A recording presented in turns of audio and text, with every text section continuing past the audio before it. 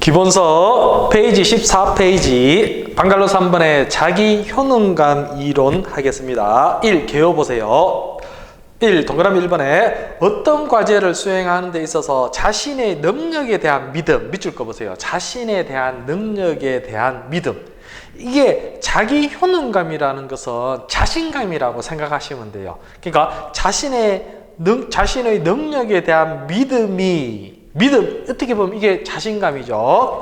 과제 시도의 여부와 과제를 어떻게 수행하는지를 결정하는 누가? 반두라 이론이라고 되어 있는데 요 문장이 나와가지고 이 이론은 어떤 이론입니까? 이렇게 했을 때 자기 효능감 이론 찾아가시면 됩니다. 자, 동그라미 2번 진로 발달의 이론들 가운데 밑줄 거 보세요. 성차에 대한 설명이 시도되고 있는 거. 성차에 대한 설명이 시도되고 있는 이론 역시 자기 효능감 이론 찾아가시면 됩니다. 자, 밑에 이 자기 효능감에 영향을 미치는 요인이라고 되어 있는데 밑에 보세요. 동그라미 1번에 대리 경험, 2번에 사회적 설득, 3. 성취 경험, 4. 생리적 상태와 반응이라고 되어 있죠.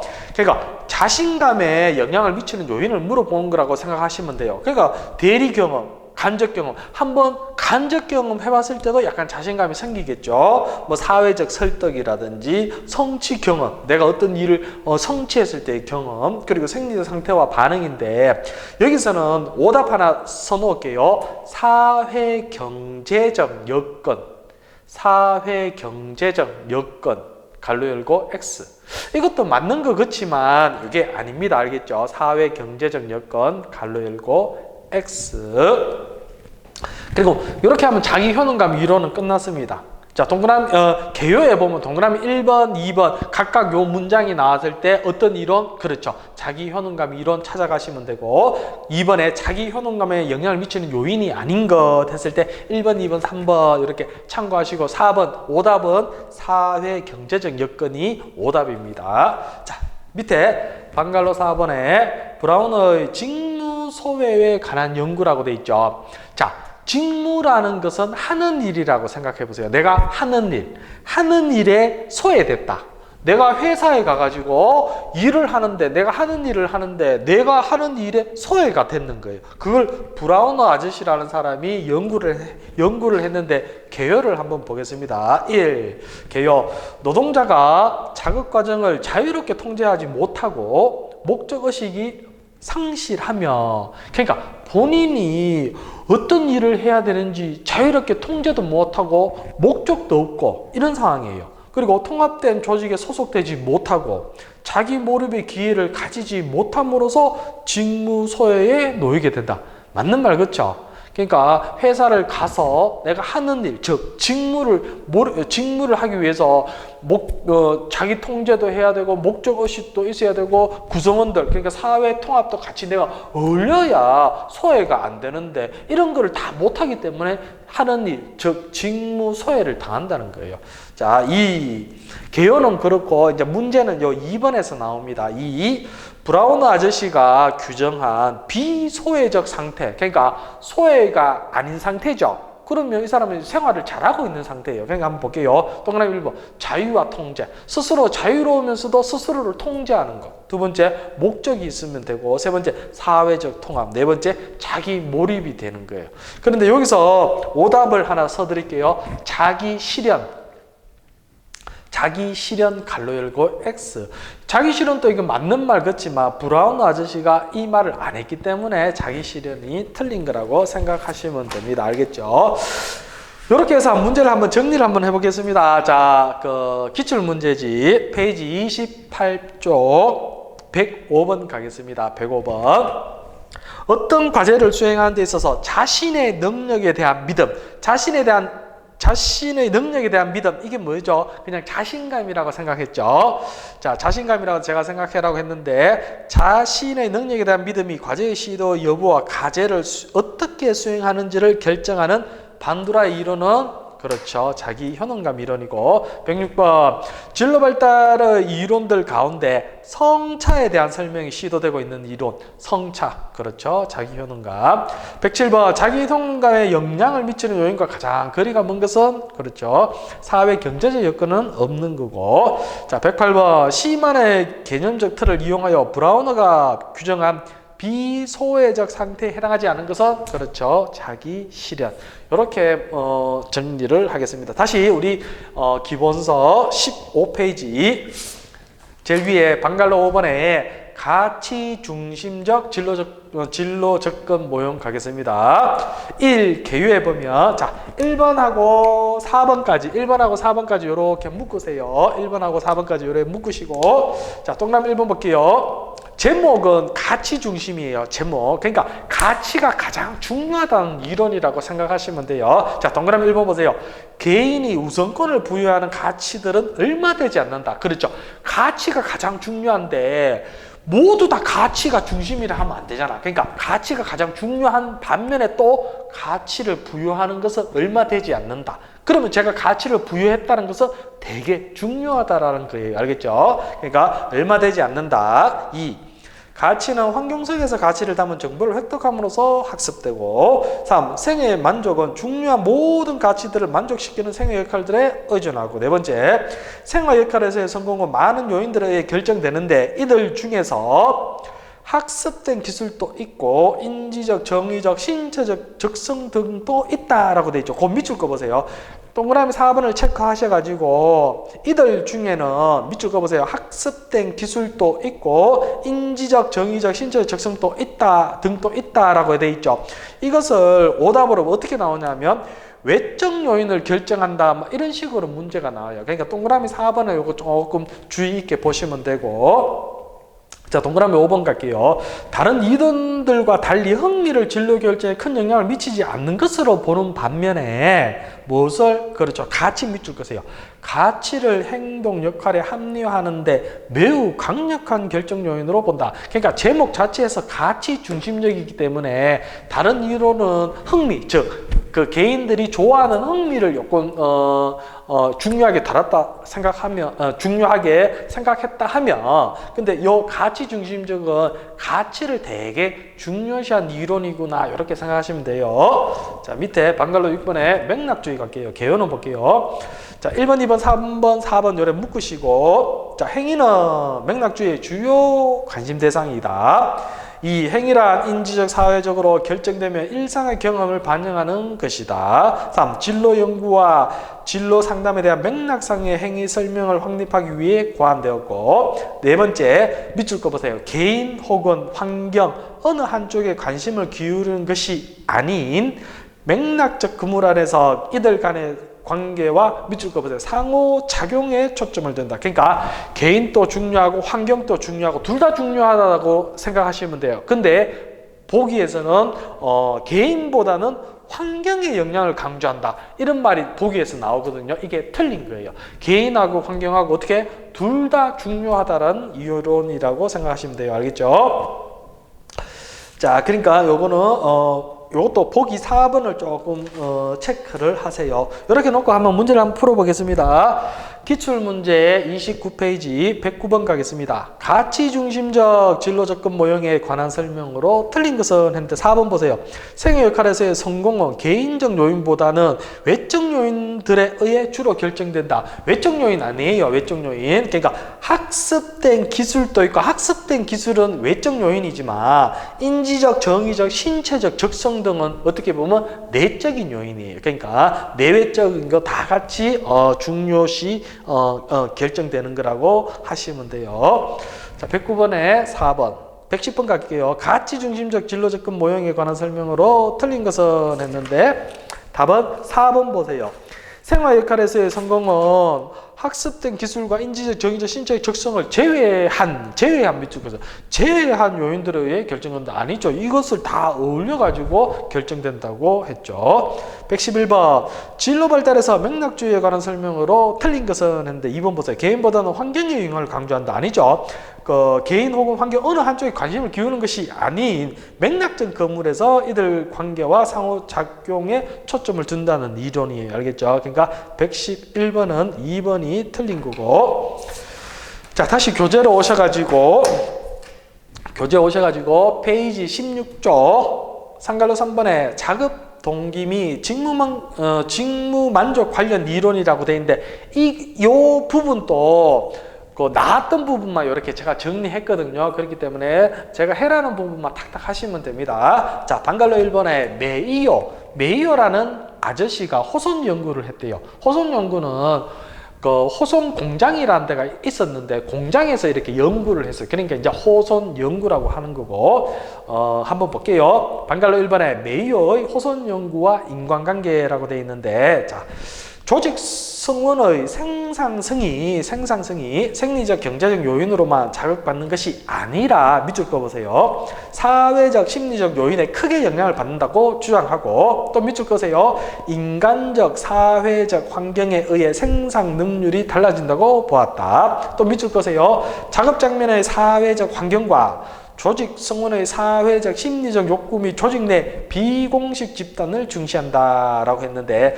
자, 메이어라는 아저씨는 어떤 연구를 했냐면, 우리가 회사에 다니면서 어떻게 하면 생산성이 높아지는지를 이렇게 연구를 했는데, 그 연구를 해보니까 생산성은 어디에 큰 영향을 좀 받느냐면 사회적 심리적 영향을 많이 받는다. 즉 회사 동료 사람들에 의해서 생산성이 높아진다, 낮아진다라고 이렇게 결론을 내렸어요. 자, 선생님들 생각해 보세요. 제가 어떤 회사에 갔는데 동료들하고 마음이 잘 맞는다고 생각해 보세요. 마음이 잘 맞으면 제가 기분이 좋죠. 그러면 일도 열심히 해가지고 생산성이 높아진다라는 이론인데, 예를 들어가지고 내가 회사에 갔는데 직장 동료가 내하고 마음이 너무나 안 맞아요. 그러면 이 사람 얼굴만 봐도 화가 나는 거예요. 그러면 내가 하는 일에 몰입이 되겠어요? 잘 안 되겠죠. 그러니까 생산성도 낮아진다는 거예요. 그러니까 이 이론은 뭐냐면 사회적 환경, 즉 주변 사람들의 심리적 이런 게 의해서 생산성이 많이 결정된다는 이론이 메이어의 호손 연구예요. 알겠죠? 자, 큰 틀 이렇게 잡으시면 됩니다.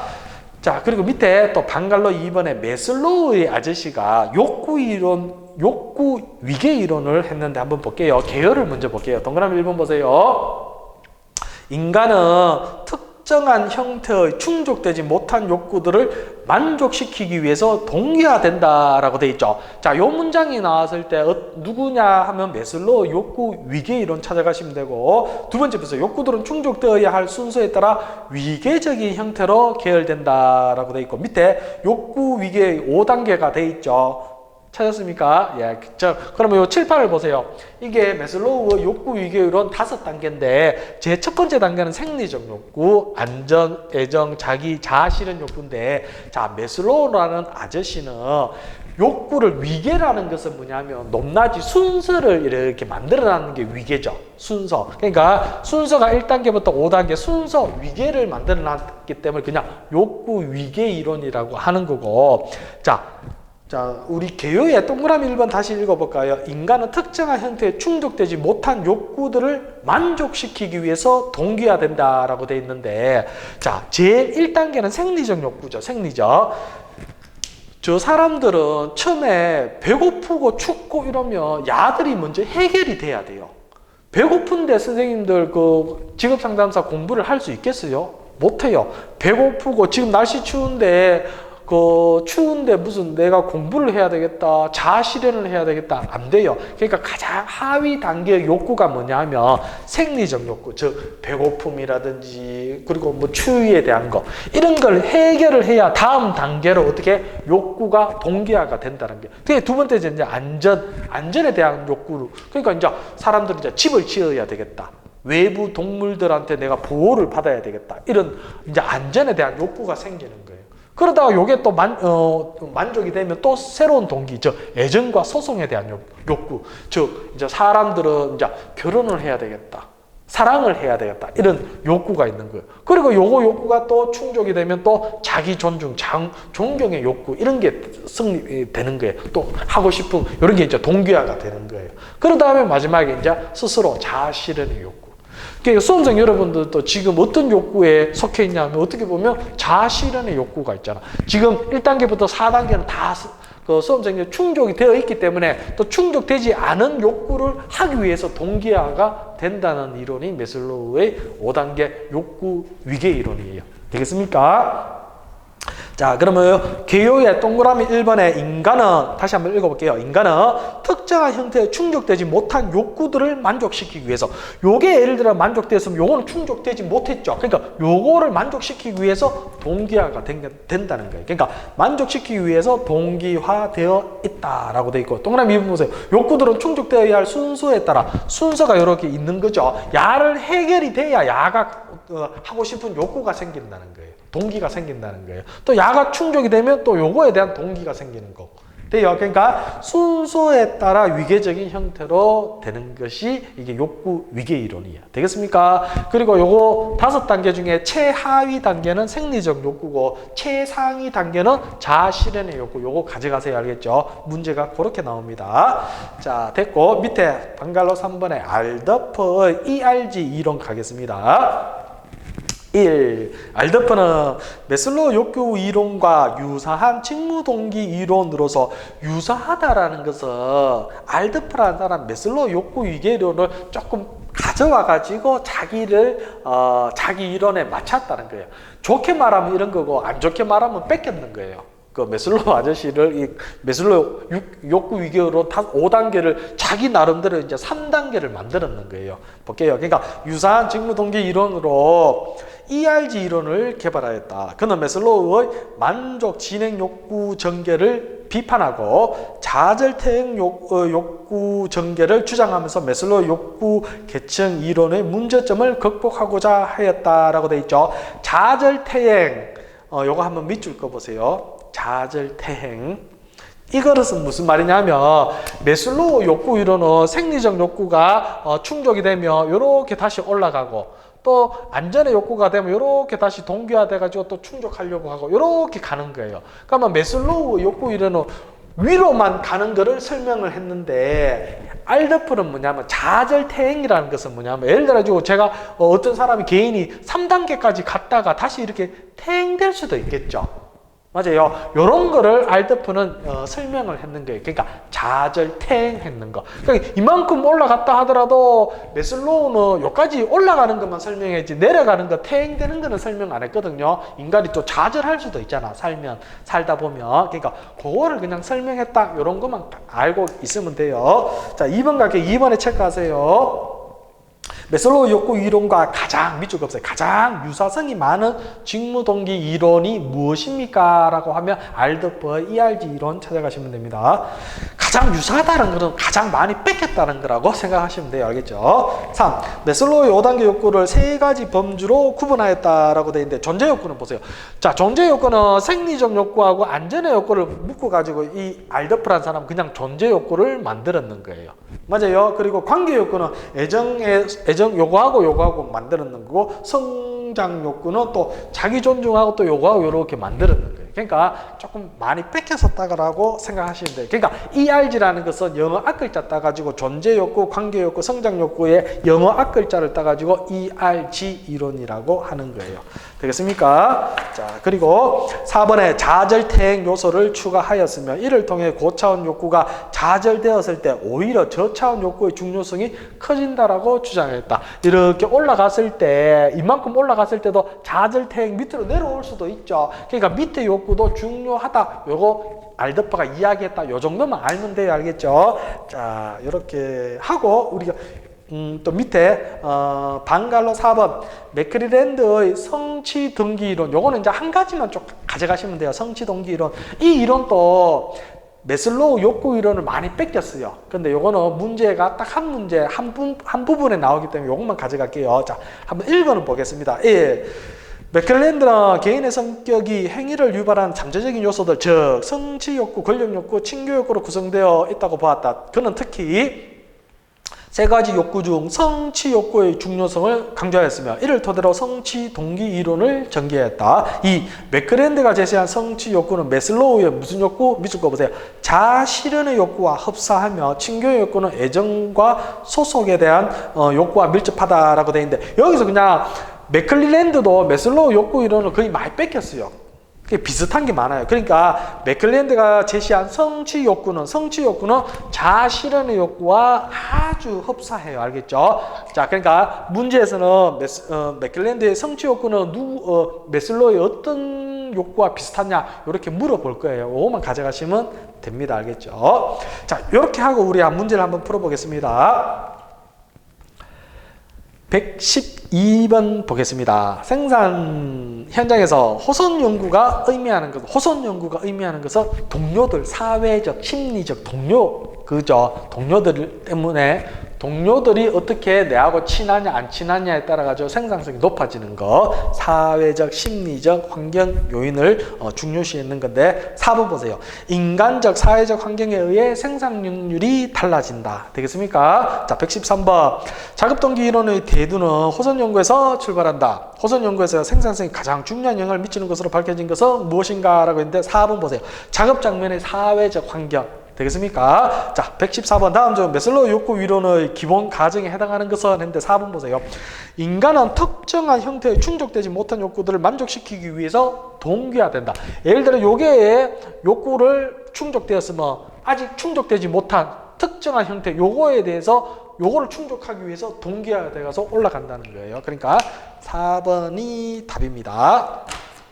115번 메슬로우의 동기 위계설에서 가장 상층에 존재하는 동기는 가장 위에 상층에 존재하는 것은 자아 실현의 욕구. 수험생 여러분들도 지금 어디에 있냐 하면 자아 실현을 하기 위해서 지금 열심히 공부하고 있잖아요. 그죠? 자아 실현의 욕구. 116번 메슬로우의 인간의 동기를 욕구 위계로 분류하여 설명한다. 욕구 위계 중 가장 낮은 하위 단계 욕구는 어느인가? 그렇죠. 생리적 욕구. 배고프고 춥고 이러면 아무것도 안 돼요. 그러니까 생리적 욕구를 먼저 충족을 해야 된다는 거예요. 알겠죠?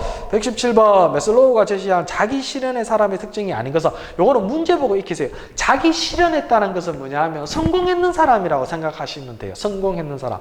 그것을 그냥 자기 실현한 사람이라고 하는 건데 자, 1번 보세요. 부정적인 감정 표현을 억제한다.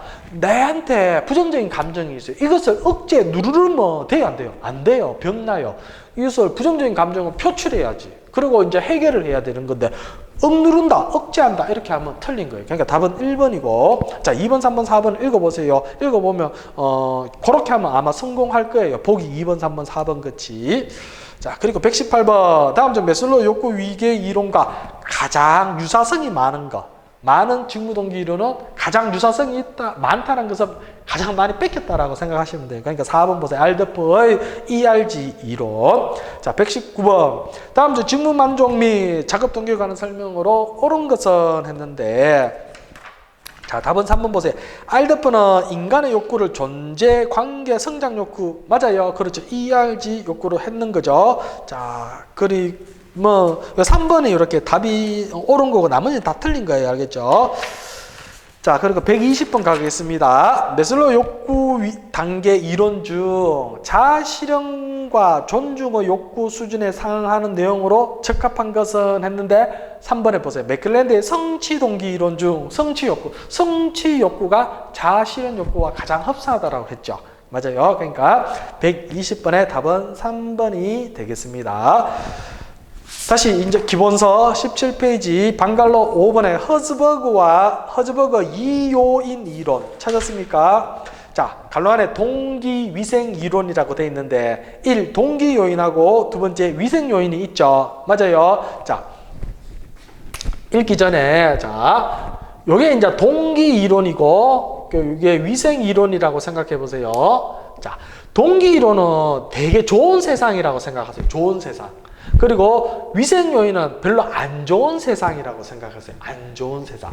그러면 여기서 동기 이론은 좋은 세상이기 때문에 다시 자, 여기는 일단은 동기 이론은 되게 좋은 세상이라고 생각하고 위생 이론은 별로 안 좋은 세상이라고 생각하세요. 그리고 이제 계열을 한번 읽어보겠습니다. 자, 1. 동기 요인 볼게요. 갈로 안에 직무라고 되어 있는데 자, 직무 만족과 관련된 보다 직접적인 요인으로서 동기 요인이 충족되지 않아도 불만족이 생기지 않는다. 불만족이 생기지 않는다. 자, 좋은 세상에서는 불만족이 생기지 않아요. 알겠죠? 않으나 이 요인을 좋게 하면 일에 대한 만족하게 되어 직무 성과가 올라간다. 요인을 충족되지 않아도 동기 요인이 충족되지 않아도 불만족은 생기지 않지만 동기 요인을 충족시키면 여기는 만족이 생기는 좋은 세상이라고 생각하시면 돼요. 그러니까 그 얘가 뭐냐면 일 그 자체 밑줄 그세요. 일 그 자체. 그리고 위생 요인은 조금 안 좋은 세상이라고 했는데 한번 볼게요. 위생 요인은 환경이에요. 일하는 주변 환경 볼게요. 일과 관련된 환경 요인으로서 위생 요인들을 좋게 하는 것은 불만족을 감소시킬 수 있으나 만족감을 산출할 힘은 갖고 있지 않는다. 여기 밑에 위생 요인 밑에 부분은 안 좋은 세상이기 때문에 위생 요인을 좋게 한다 하더라도 불만족은 조금 감소할 수 있지만 만족스러운 세상은 아니에요. 그러니까 요거 구분만 하면 돼요. 동기이론하고 위생요인 이거 정의를 구분만 하면 되고 얘를 또 구분하면 돼요. 자, 다시 보세요. 위생요인은 일과 관련된 환경요인으로서 위생요인들을 좋게 하는 것은 불만족을 감소시킬 수는 있으나 만족감을 산출할 힘은 갖고 있지 못하다는 거예요. 그러니까 이 밑에 있는 위생요인 세상에서는 만족은 없다는 거예요. 그리고 여기서 동기이론은 좋은 세상이기 때문에 여기는 만족은 있지만 불만족은 없다는 세상이라고 생각하시면 돼요. 그러니까 문장을 읽어보고 이게 동기이론인지 위생요인인지 구분할 수 있으면 돼요. 그렇죠. 그러니까 예를 볼게요. 회사 정책과 관리, 개인 상호 간의 관계, 지위 및 안정이라고 되어 있는데, 자, 문장을 보고 이게 동기이론인지 위생이론인지 구분할 수만 있으면 되고, 예로는요, 1번에 동기 요인에 얘의 일 그 자체로만 이렇게 밑줄 그세요. 일 그 자체, 그것만 밑줄 그세요. 자, 그러면 문제가 어떻게 나오냐 한번 볼게요. 자, 우리 기출문제 페이지 32쪽 121번 갈게요. 다음 주 직무만족의 이 요인 이론에 대한 설명으로 옳지 않은 것은 했는데 4번 보세요. 위생요인은 직무만족과 관련된 집중요인 요인이다. 아니죠. 위생요인은 불만족이잖아. 맞죠? 그러니까 동기이론은 직무만족과 관련된 이론이고, 그러니까 답은 4번이 옳지 않은 것이고, 122번 허즈버그는 직무요인을 위생요인과 동기요인으로 나누었다. 다음 주 만족요인에 속하는 것은, 만족요인은 좋은 세상이죠. 동기이론이죠. 그러니까 동기이론에 아까 얘가 뭐가 있었어요? 일 그 자체. 그러니까 2번 보세요. 일 그 자체. 이렇게 찾아가시면 돼요. 어렵지 않아요. 알겠죠? 동기요인은 만족만 있는 세상이고, 그러니까 야가 충족되지 않는다 하더라도 불만족은 생기지 않는 세상이라고 생각하시면 되고, 여기는 안 좋은 세상이라고 생각하세요. 위생요인은. 그럼 여기서는 아무리 충족되더라도 야는요, 불만족이 조금 감소되지 야가 만족스러운 세상은 안 온다는 거예요. 알겠죠? 그리고 동기이론의 얘가 뭐냐면 일 그 자체, 요거 하나만 좀 가져가시면 돼요. 알겠죠? 자, 다시 우리 기본서 17페이지 방갈로 6번에 브롬의 기대이론 갈게요. 브롬의 기대이론은 밑에 1, 2, 3, 4번이 있죠. 요게 1, 2, 3, 4번이 이렇게 문장에 나와가지고 이게 무슨 이론입니까? 이렇게 찾아가는 거예요. 이게 기대이론 찾아가시면 돼요. 자, 1번 보세요. 직무에서 열심히 일함으로써 긍정적인 유인과 밑줄 거세요. 긍정적인 유인가로 높은 성과들을 얻을 확률이 높다고 지각하는 경우 작업 동기가 높아진다는 이론이다. 직무라는 건 하는 일이죠. 하는 일을 열심히 하면 긍정적인 유인가가 어떻게 보면 돈이라고 생각하시면 돼요. 월급을 많이, 내가 열심히 일했으니까 월급을 많이 받는 이런 기대가 있다는 거예요. 그러니까 이게 기대 이론이고, 요 문장 나오면 무슨 이론? 그렇지, 기대 이론 찾아가시면 되고, 또 2번 볼게요. 동기에 갖는 어떤 결과에 부여하는 가치와 특정한 행동에 그 결과를 가져다 줄 것이라 믿는 것을 곱한 것과 같다는 이론, 요것도 기대 이론 찾아가시면 되고, 3번 작업 동기 이론 중 노력 성과 그리고 도구 성과의 관계에 의해 설명되는 이론, 요것도 기대 이론 찾아가시면 되고, 4번째 진로 의사결정 모델에 해당하는 것도 요 기대 이론 찾아가시면 돼요. 요거 그냥 조금 암기를 하세요. 알겠죠? 방갈로 7번 아담스의 형평성 이론 또는 공정성 이론 갈게요. 자, 1. 집단의 역량을 강조하고 밑줄 거 보세요. 타인에 대한 지각을 중시하며 행동이 활성화되고 유지되는 과정을 이해하는 데 초점을 둔 이론이라고 돼 있는데, 자, 제목 자체를 보세요. 형평, 공정성. 이게 공정한 분배다, 공정하다, 형평성이 있다, 이런 것은 뭐냐면 다른 사람과 비교를 해봄으로 해서 공정하다, 형평성이 있다라고 말하는 거죠. 그러니까 이게 타인에 대한 지각이 나타나는 거예요. 그러니까 타인에 대한 지각이 중시한다라는 이론이 나오면 형평성 또는 공정성 이론이라 하는 건데, 자, 예를 들어 보세요. 5년 근무한 사람이 있고 신입사원이 있다고 생각해 보세요. 신입사원. 그러면 5년 근무한 사람은 생산성이 하루에 예를 들어서 새우깡을 100개 만든다고 생각해 보세요. 100개. 근데 신입사원은 하루에 10개 만든다고 생각해 보세요. 그러면 그 생산성이 이렇게 100개 만들고 10개 만들고 생산성이 다르죠. 그러면 어떻게 돼요? 월급도 다르게 줘야 되겠죠. 맞아요. 그러니까 타인에 대한 비교를 해가지고 거기에 맞게 공정하게 돈을 줘라는 건데, 이 사람도 100만 원 주고 이 사람도 100만 원 주고 똑같이 100만 원을 주면 공정성, 형평성 이론이 안 맞다는 이론이에요. 맞아요. 그러니까 형평성, 공평성은 뭐냐면 타인에 대한 지각을 중시한다. 그러니까 다른 사람과 비교를 해가지고 얼마나 공정한지 형평성 있게 하는 건지를 확인하는 이론이에요. 되겠어요? 자, 요 문장 나오면 형평성, 공정성 이론 찾아가시면 되고, 자, 페이지 18페이지 제일 위에 2번 형평성 회복운동, 회복 행동이라고 되어 있죠. 회복 행동. 이거는 뭐냐면 이 상태에서 100만 원 줬다고 생각해 보세요. 5년 된 사람이 하루에 100개를 만들었는데 100만 원 받고, 신입사원이 하루에 10개 만들었는데 100만 원 받고, 그러면 누가 봐도 이거는 공평하지 않죠. 그러면 형평성 회복 행동이라는 것은 뭐냐면 이 사람 입장에서는 내가 열심히 일할 필요가 없잖아. 맞죠? 회복이라는 것은 그냥 신입사원하고 형평성 있게 똑같이 가려고 하는 행동을 보는 거예요. 첫 번째 보세요. 투입을 증가 또는 감소시킨다라는 것은 뭐냐 하면 이 5년 된 사람 입장에서는 하루에 100개 만들 필요가 없잖아. 100개 만들어도 100만 원 받고 10개 만들어도 100만 원 받잖아. 그렇기 때문에 야는 열심히 일하는 노동을 감소시키겠지. 그러니까 투입 혹은 투입을 증가 또는 감소시킨다라고 했을 때 이 사람 입장에서는 노동을 감소시키면 회복이 되겠잖아. 이 신입사원하고. 그죠? 그리고 두 번째, 보상이나 부가급부를 높이거나 낮추려고 시도한다. 맞아요. 이 사람 입장에서는 보상을 어떻게 돼요? 더 높여야 되겠죠. 맞아요. 그러니까 보상, 그러니까 급여를 가지고 조절을 해야 돼. 이 사람은 월급을 높게 줘야 이 사람이 똑같이 일을 할 건데, 똑같이 월급을 안 줘보세요. 그럼 이 사람은 100개를 안 만들 거예요. 그죠? 그러니까, 이 사람, 이 5년하고 신입사원하고 똑같이 형평성 있게 만들려고 하면 월급을 많이 주면 또 이렇게 형평성이 있다라고 이렇게 보는 거고, 세 번째, 비교 대상을 변경한다는 것은 신입사원하고 비교하는 게 아니고 다른 사람과 비교 대상을 조금 변경하면 또 이렇게 형평성 회복이 조금, 회복이 된다라고 보는 거예요. 알겠죠? 자, 그러면 이렇게 돼 있고, 자, 그리고 자, 방갈로 8번 대시의 내재적 동기 이론 가겠습니다. 자, 1번 보세요. 내재적 동기는 뭐라고 돼 있어요? 일의 즐거움이고, 외재적 동기는 뭐예요? 돈과 같은 외적 보상이죠. 맞아요? 2번 보세요. 2번만 체크하세요. 금전적 보상이 오히려 직무 동기를 낮추는 요인이 될 수 있다는 이론이다.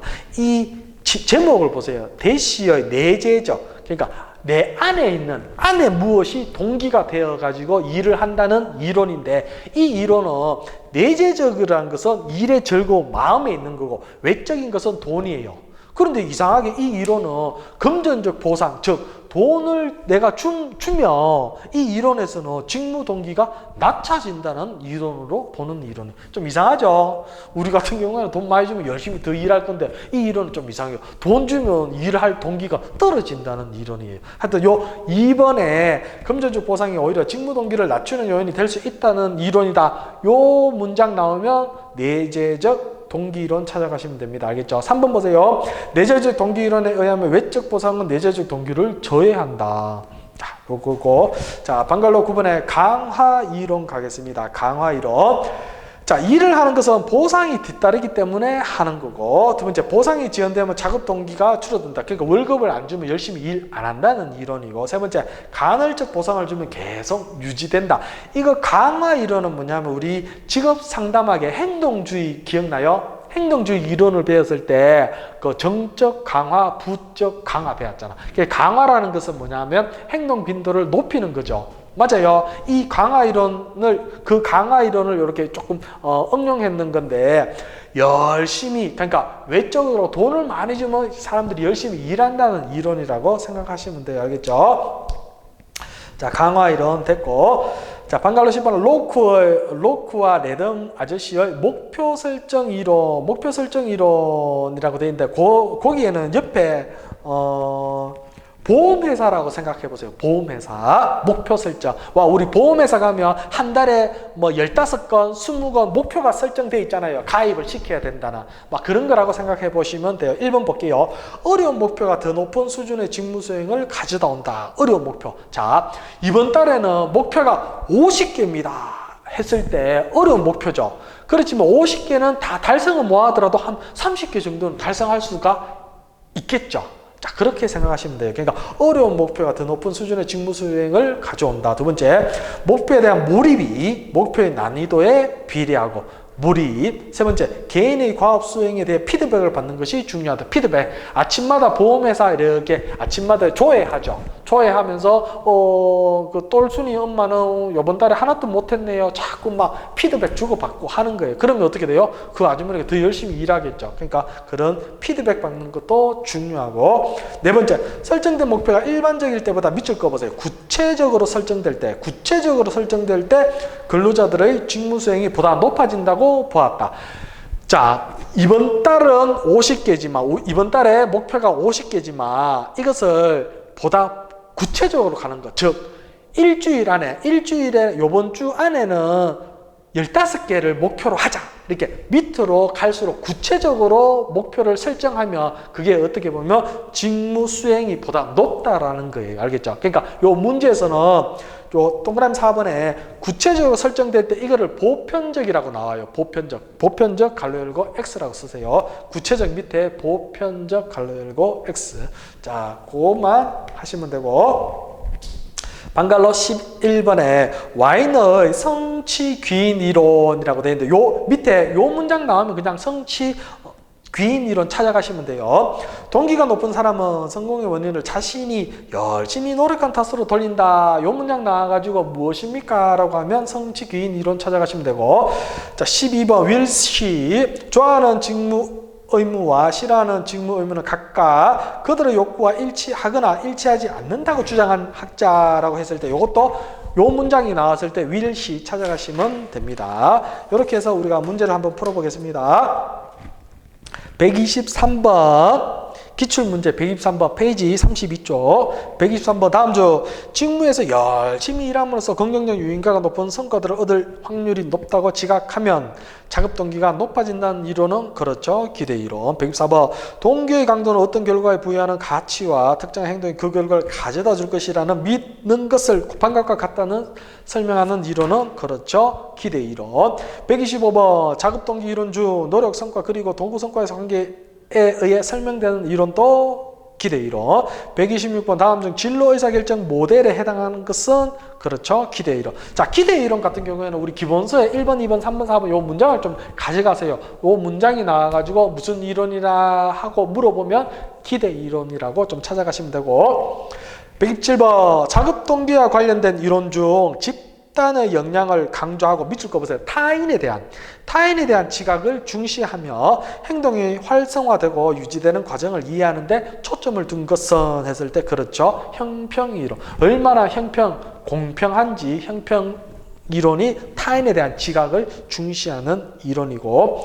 128번 형평성 이론에서는 근로자는 자기의 투입과 산출의 비율을 자기와 관련 있는 타인과 비교하여 그 비율이 크거나 작다고 느낄 때 불공정을 느끼게 되면 형평성을 회복하기 위한 행동을 한다고 주장했다. 형평성 회복 행동으로 적합하지 않은 것은 4번 보세요. 과거에 다뤄보지 않은 새로운 가업에 도전한다. 이거는 없는 거예요. 알겠죠? 우리 1번, 2번, 3번은 교재에 다 있었습니다. 알겠죠? 128-1번 사람들이 어떤 상황에 기여한 정도에 따라 보상을 받아야 한다는 법칙은 그렇죠. 요거는 문제를 익히세요. 요거는 형평분배 법칙이에요. 요거는 형평분배 법칙. 자, 129번 금전적 보상이 직무 동기를 낮출 수 있다고 설명하는 이론은 돈을 주면 직무 동기가 자꾸 낮아진다는 이론은 내적. 그러니까 내적 동기 이론. 130번 자급 동기를 설명하는 강화 이론의 주장이 아닌 것은 2번 보세요. 모든 사람에게 똑같이 보상을 할 때 작업 동기가 커진다. 이건 아니에요. 알겠죠? 131번 로크와 레드미 주장한 목표 설정 이론에 관한 설명으로 틀린 것은 했는데 3번 보세요. 목표가 일반적일수록 개인은 그것을 추구하기 위해 더 노력한다. 일반적인 게 아니고 보편적인 것도 아니고 어떻게 구체적인 거 해야 되지. 구체적인 거. 맞아요. 그러니까 답은 3번이 틀린 거고. 132번 다음 주 Y는 성취기인 이론에 해당하는 것은 그렇죠. 4번 보세요. 동기가 높은 사람은 성공의 원인을 자신이 열심히 노력한 탓으로 돌린다. 이게 이제 성취기인 이론이고. 133번 좋아하는 직무 의무와 싫어하는 직무 의무는 각각 그들의 욕구와 일치하거나 일치하지 않는다고 주장한 학자는 그렇죠. 윌시. 자, 134번 갈게요. 이거는 이제 통합 문제인데 자급 동기에 관한 설명으로 틀린 것은 했는데 3번 보세요. 기대 이론에서 첫 번째 수준의 성과와 두 번째 수준의 성과가 서로 연결될 확률을 기대한다. 이거 아니에요. 이런 건 없어요. 알겠죠? 자, 1번 볼게요. 목표 설정 이론에 따르면 어려운 목표는 쉬운 목표보다 더 높은 수행 성과를 가져온다. 그렇죠. 어려운 목표가 어디 보면 더 높은 직무 수행 성과를 가져온다라고 했죠. 두 번째, 내재적 동기 이론에 의하면 외적 보상은 내재적 동기를 저해한다. 그죠? 돈 주면 더 안 된다는 거예요. 자, 네 번째, 알더퍼는 매슬로우 이론을 수정하여 ERG 이론을 제안하였다. 맞습니까? 그렇죠. 자, 3번에 기대 이론 문장은 없습니다. 그러니까 3번이 틀린 거고. 자, 우리 기본서 다시 페이지 19페이지 방갈로 13번 기타 용어 정리 가겠습니다. 기타 용어 정리 1. 직무 만족과 자급 동기 갈게요. 자, 동그라미 1번 보세요. 직무 만족과 자급 동기는 상이한 측면이다. 상이한 측면이라는 것은 반대되는 측면이라고 생각하세요. 자, 2번 보세요. 직무 만족은 뭐? 감정 동그라미. 직무 만족. 아, 내가 하는 일을 만족스럽다. 이거는 이제 감정 쪽에 관한 거고, 감정. 감정에는 뭐 좋아하고, 기뻐하고 이런 게 감정이죠. 그러니까 직무 만족은 어디에? 감정. 그리고 자급 동기는 어디? 행동. 밑줄 그어서 행동. 행동과 더 많은 관련이 있다. 그러니까 자급 동기는 눈에 보이는 거라고 생각하시면 돼요. 행동. 눈에 보이죠? 근데 직무 만족. 내가 만족스러운 것은 내 감정 쪽이잖아. 요거 구분하셔야 돼요. 알겠죠? 자, 3번. 대인 비교 과정 이론은 직무 만족 이론이고 형평 이론은 자급 동기 이론이다. 요것도 구분하시면 되고. 자, 2번. 작업자의 자급 동기를 향상시켜 작업자의 몰입에 영향을 주는 요인은 했을 때 직무 만족이 향상되고 작업 조건, 의사결정을 참여라고 돼 있는데 여기에 오답 노트 하나 써놓을게요. 연령이라고 썼어요. 연령, 갈로 열고 X. 나이하고는 상관없어요. 알겠죠? 연령, 갈로 열고 X.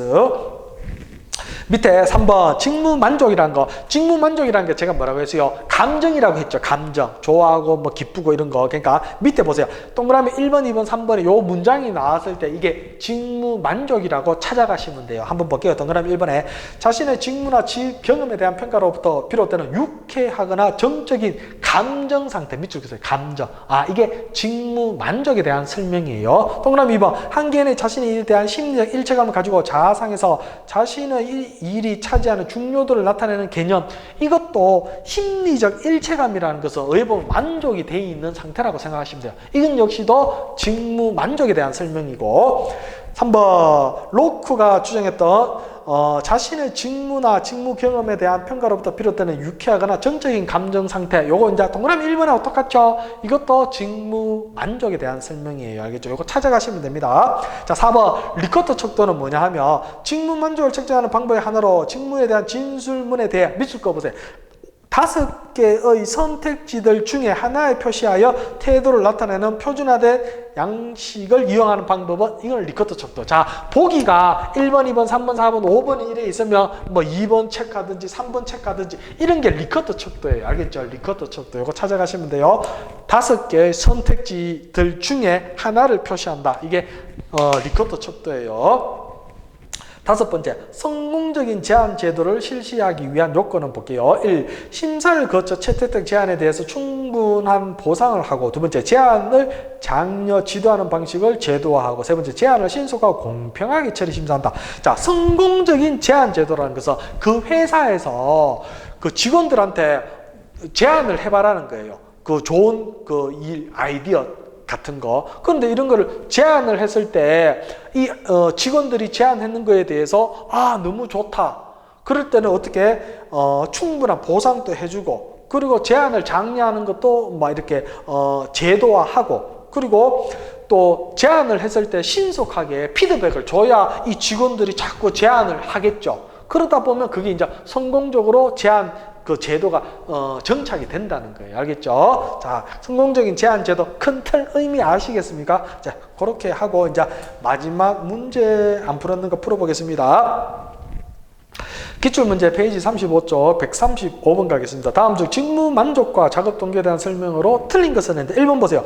직무 만족은 목표 행동을 일으키는 역동적인 과정이 있는 반면 작업 동기는 태도 대상에 대한 좋아함과 싫어함의 쾌락적 반응이다. 이게 앞뒤가 바뀌었죠. 직무 만족이 감정이고 작업 동기가 행동이잖아. 그러니까 이게 앞뒤가 문장이 바뀌었는 거예요. 그러니까 1번이 틀렸는 거고. 자, 136번. 다음 중 직무 만족과 작업 동기에 대한 설명으로 올바른 것은 했는데 3번 보세요. 작업 동기는 직무상에 발생되는 행동에 대한 것이다. 작업 동기는 행동 맞죠? 그러니까 답은 3번이 맞고.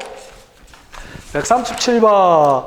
다음 중 작업자의 작업 동기를 향상시켜 작업자의 몰입에 영향을 주는 요인이 아닌 것은 했는데 연령이 아닌 거고. 138번. 자신의 직무나 지역행위에 대한 평가로부터 비롯되는 유쾌하거나 정적인 감정 상태는 그렇죠. 직무 만족. 139번 또 이것도 직무 만족에 대한 설명이고 140번 또 직무 만족에 대한 설명이에요. 자, 141번 바로 넘어가겠습니다. 직무 만족을 측정하는 방법의 하나로 직무에 대한 진술문에 대한 5개의 선택지들 중에 하나에 표시하여 태도를 나타내는 표준화된 양식을 이용하는 방법은 5개의 선택지, 이게 뭐예요? 리커트 척도를 설명하는 것이고. 자, 142번. 다음 중 성공적인 제한 제도를 실시하기 위한 요건이 아닌 것 같은데 1번 보세요.